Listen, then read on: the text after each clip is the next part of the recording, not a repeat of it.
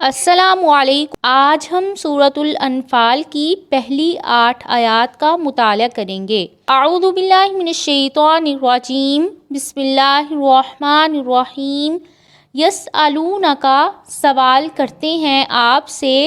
عن الانفال، غنیمتوں کے بارے میں۔ قل الانفال، کہہ دیجئے غنیمتیں، للہ، اللہ تعالیٰ ہی کے لیے ہیں، والرسول، اور رسول کے لیے ہیں۔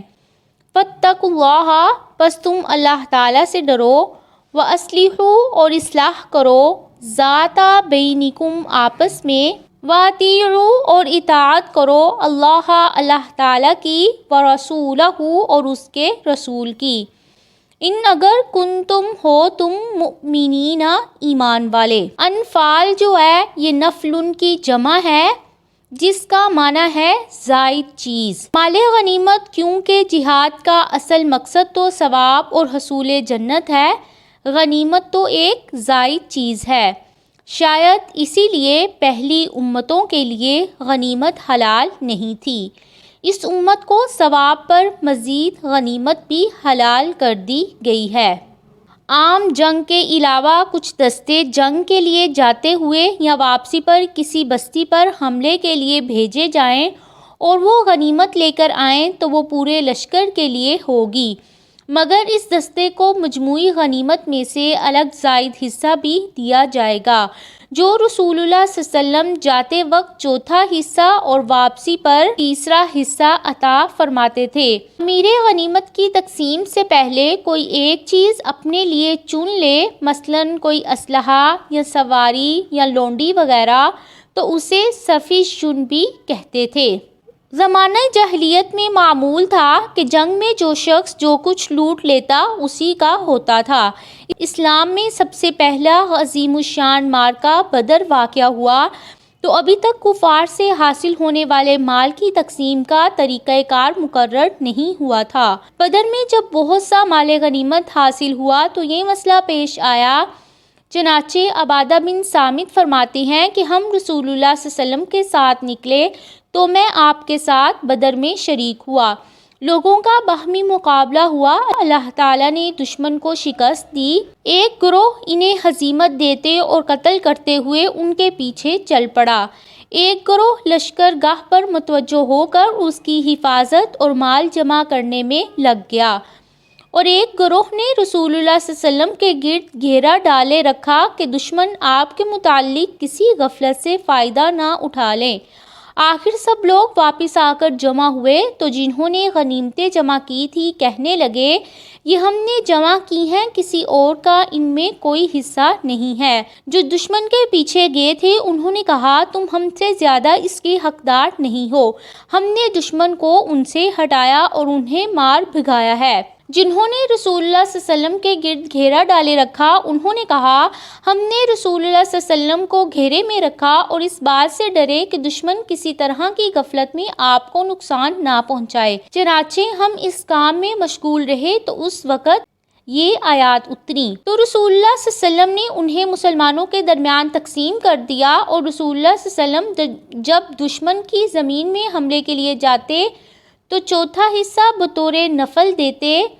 پھر جب واپس آتے لوگ تھکے ہوتے تو تیسرا حصہ بطور نفل عطا فرماتے تھے، اور آپ خصوصاً زائد حصے دینا پسند نہیں کرتے تھے، فرماتے تھے،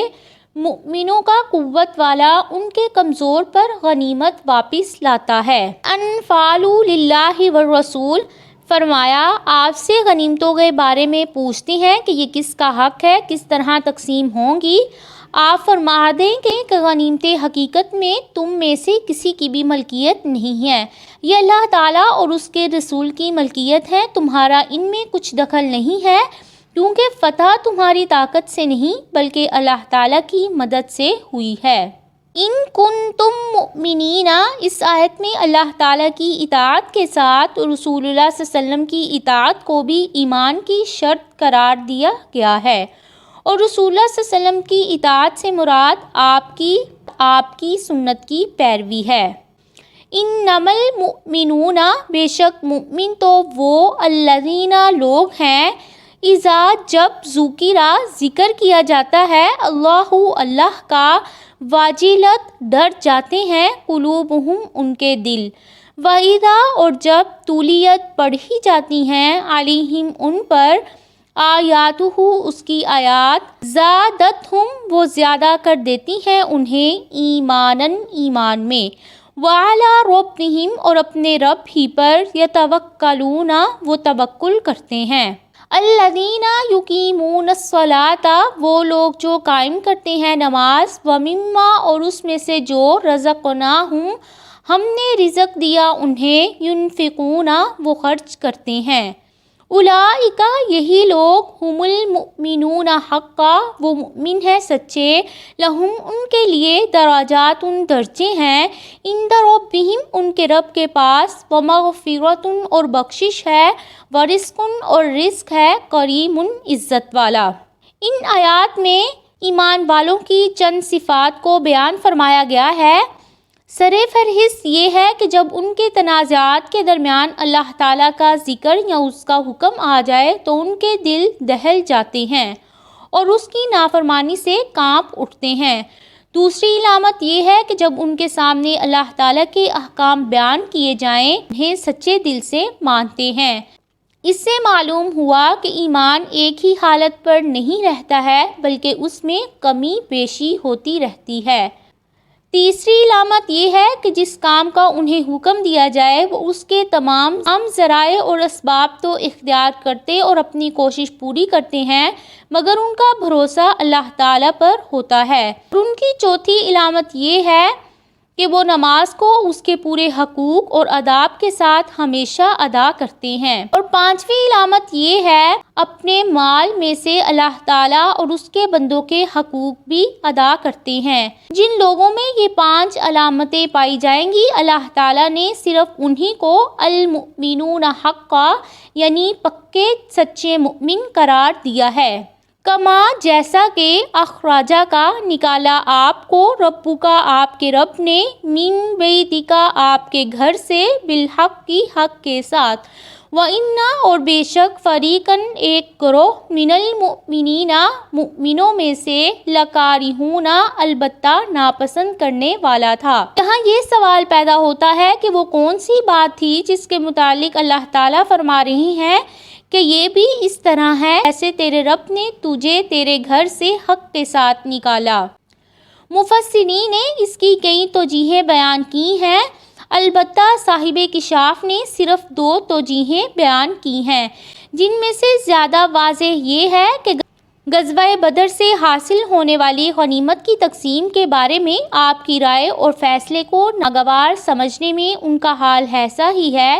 جس طرح ان کا حال آپ کے لڑائی کے لیے نکلنے کے بارے میں تھا، حالانکہ دونوں ہی میں آپ کے لیے اور مسلمانوں کے لیے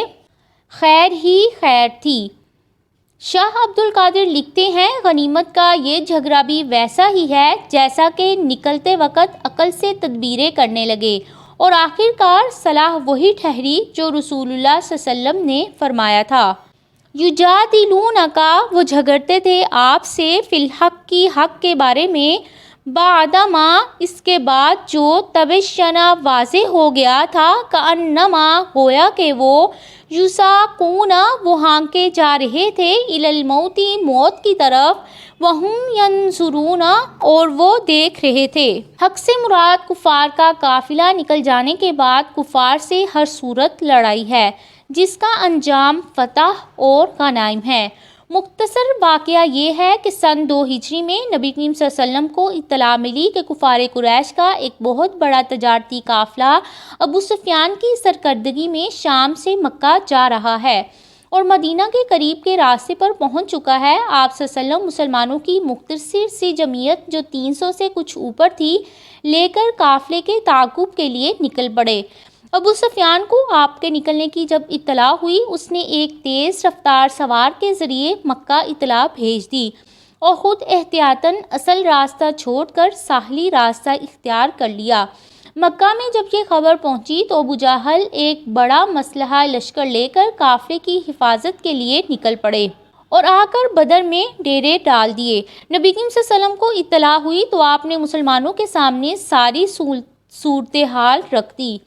اور ایک طرف تجارتی قافلہ تھا تو دوسری طرف قریش کا لشکر ہے۔ اللہ تعالیٰ کا وعدہ ہے کہ تمہیں دونوں میں سے ایک ضرور ملے گا۔ اس پر بعض صحابہ کو تردد ہوا، وہ چاہتے تھے کہ لشکر کی بجائے قافلے کا تعاقب کیا جائے۔ اس وقت حضرت ابوبکر، حضرت عمر، سعد بن معاذ اور مقداد بن اسود رضی اللہ تعالیٰ عنہم نے اطاعت کی تقریریں کی۔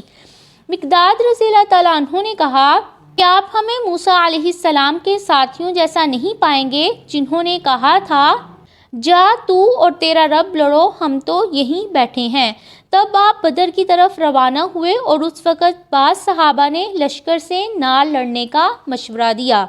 تو اسے یجادلونک سے تعبیر کیا گیا ہے۔ انما یساقون، یعنی سمجھتے تھے کہ اتنے بڑے لشکر سے لڑنا اپنے آپ کو موت کے منہ میں ڈالنا ہے۔ وَإِذْ، اور جب یعدکم اللہ، وعدہ کر رہا تھا تم سے اللہ تعالیٰ، احدی الطائفتین، ایک کا دو گروہوں میں سے، انہا، بے شک وہ، لکم، تمہارے لیے، فتودون، اور تم چاہتے تھے، انا، بے شک، غیر، بغیر، ذات الشوکۃ، ہتھیار والا، تکونو، ہو جائے، لکم، تمہارے لیے، ویریدو، اور چاہتے تھے، اللہ تعالیٰ، یحق، یہ کہ ثابت کر دے، الحق، حق کو، بکلماتہ، اپنے کلمات سے، ویقطع، اور وہ کاٹ دے، دابر الکافرین، کافروں کی جڑ کو۔ اذ یعدکم اللہ احدی الطائفتین، یعنی قافلے یا کفار پر فتح اور اموال غنیمت۔ تودون ان غیر ذات الشوکۃ، الشوکہ کہتے ہیں کانٹے کو، تمہاری خواہش یہ تھی کہ کسی تکلیف جنگ کے بغیر حاصل ہونے والا قافلہ تمہیں مل جائے۔ اللہ تعالیٰ کا ارادہ یہ تھا کہ اپنی باتوں اور وعدوں کے مطابق حق کو سچا ثابت فرمائے اور کافروں کی جڑ کاٹ دے۔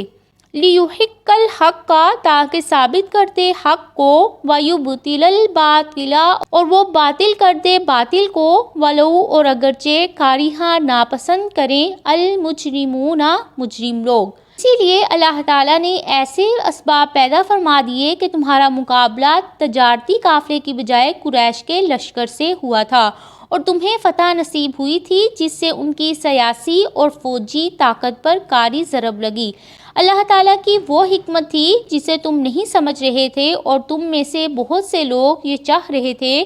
کہ لشکر سے مقابلے کی بجائے تجارتی قافلہ ان کے ہاتھ لگے۔ یہ تھی آج کی آیات جن کا ہم نے مطالعہ کیا۔ اللہ ہمیں اس قرآن کو غور و فکر سے پڑھنے اور سمجھنے کی اور اس پر عمل کرنے کی توفیق عطا فرمائے، آمین۔